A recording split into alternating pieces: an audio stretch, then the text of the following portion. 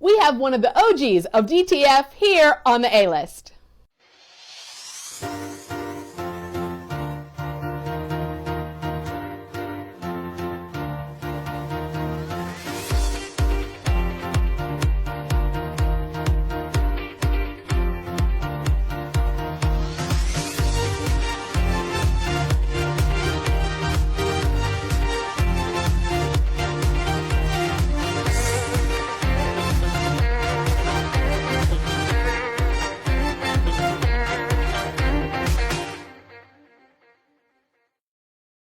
Guys, today is pretty epic.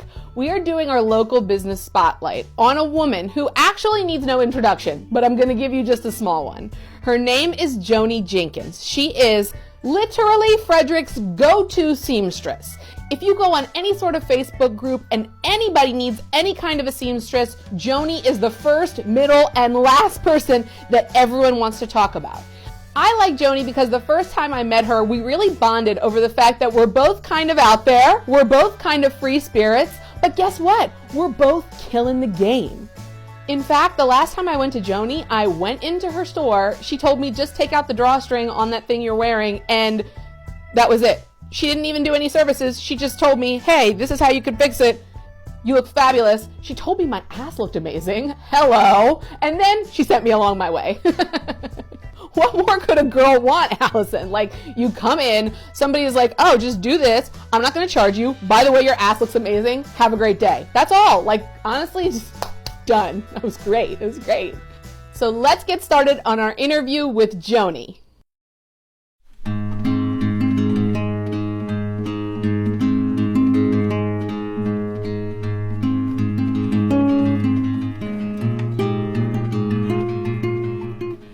Are finally here with Joan. This has been like 2 or 3 months in the making. I'm super excited about it. So am I, actually.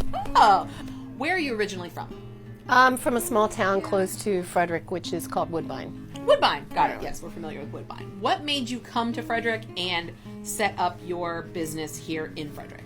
Well, I always felt that I was on a path, and I felt I worked in a garment industry back in 1979 in Baltimore City, so I wanted to come to a place that was more friendly in the bedroom community for DC, because I did high quality couture work in a factory where I learned how to, we got paid $2.35 an hour, but it was almost like an education in going to college. So you work there, and we produced things for Garden House and Miller Brothers and Vogue, things like that for the runways. How long have you been here? I came here in 1983. Oh, good year. Good year. So you've been here for 35 years. And what has been your favorite parts about Frederick, downtown Frederick specifically? Well, my favorite part is that when you connect with somebody in this town, you not only connect with them, then you connect with their children and then their grandchildren, and it's an experience that you get to know people by their family.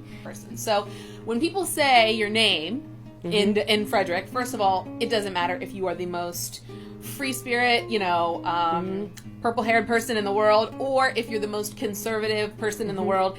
Everybody recommends you. I don't know if you know this. On Facebook, if you're in like any kind of like Facebook group, everybody says you gotta go to Joan, you gotta go to Joan, you gotta go to Joan. Why do you think you've been so successful just being yourself and being unique? Well, I think if you make a commitment to help people, that means you help them.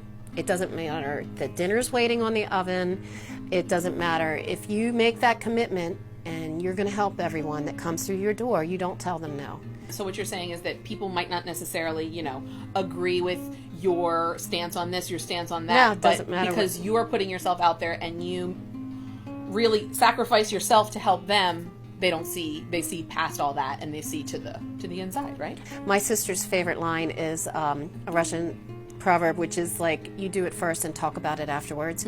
There's so many dreamers that sit there and talk about, I'm going to go to wherever and help people. It's like you can help people right in your own community, and it's right there for you. So tell me about your sewing business, which is really, there's so many things about you that are fascinating, but I want to know about your sewing. Specifically, like how many people do you service, in a typical week here? What kind of services do you offer? I mean, I know It doesn't matter. Whatever you have, we sew it. Well, I like bridal. I really love the brides. In June, a lady called and said that she was looking for a sewing home. So I was actually killing myself working around the clock. I didn't leave this room for 40 days. It was insane. And so I gave Jasmine Corral half of my business. I just gave her the the bridesmaids and the alterations. And it does surprise me when little children bring their teddy bears and know that I'm going to sew that eye on there. They just know it. I didn't even think that you do that. Of course I do. Oh, yeah. So, but also teaching. Now we're into people wanting to learn, and we have had children here. The teaching part is just like a nurturing next connection to what I sew. So what's tell me about a typical day for you.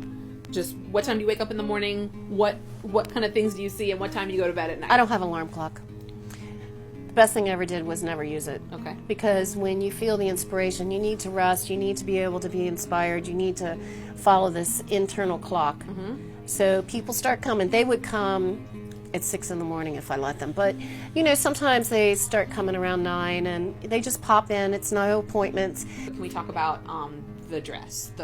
Yes, my dress. So Margaret Dow has, I've met Margaret many years ago, and she has been traveling with Hopkins with Addiction and Art, or artandaddiction.com. And so what they do is they take an unacceptable addiction, which would be drugs, alcohol, eating, whatever it is, and replace it with an art addiction.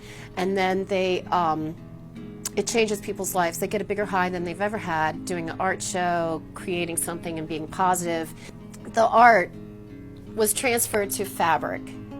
And I had this vision of a dress. There's been so much overdose in U.S. today. So try to just get a concept of, okay, we drive through a county in Westminster and 35 people died. And then we drive down in southern Maryland and there are 15 people died in this one county. But if you add them up all together, last year, 2017, 2,280 people died of overdose. So what I wanted to do is create this dress by transferring the fabric, and Margaret was very accepting for me to do this. And I sewed a hand bead on for every person who died. So 2,280 beads on one single dress shows more of the funerals and the people that came together with heartache and the waste of people throwing their lives away. So now the dress is going on location. It's been in a fashion show, which that's where you first saw it. And we're going to be putting it in other shows and taking it into high schools to show the difference of like how to just to break through this addiction and find things for your life. 2018 as well. Yes, I already have the plan. We've already been chatting with it, and so the next dress. And so the whole idea too is when they go on the runways and these dresses are coming, each year we want to make a smaller dress because there'll be less beads because of awareness of overdose and drugs. What do you see the future for the whole business? Well, since now the building's paid for, all the money is going into the property, and we're developing and spreading it out. More people are coming on board. We have a new designer coming Friday, and wants to learn how to sew, that's putting her collection in New York. So it's like if somebody comes and says, I want to learn, I'm going to show you. And what we do is in trade for, you have to help out with the humanitarian projects that we do. And it's a trade. It's not, I don't get paid for this. It's developing a love of your life, love in your life that is strong and passionate. And when you live a passionate and loving, strong life, everything happens. Thank and you, it's Joan. always crazy. Well, thank you very much. Okay. Oh, she's going to hug. Again, so many hugs. Thank you. Guys, that was a wild ride. That was definitely a wild ride, and I'm glad that we got to share it together. You guys know that Joni, if you ever talk to Joni, you know that she can go on and on and on about all the craziness that is her life. So we actually added an extended version. We're going to post the link to the extended version in the comments, and trust me, you don't want to miss it, okay? Just imagine what you just saw times 100. Tune in next week to the A-List.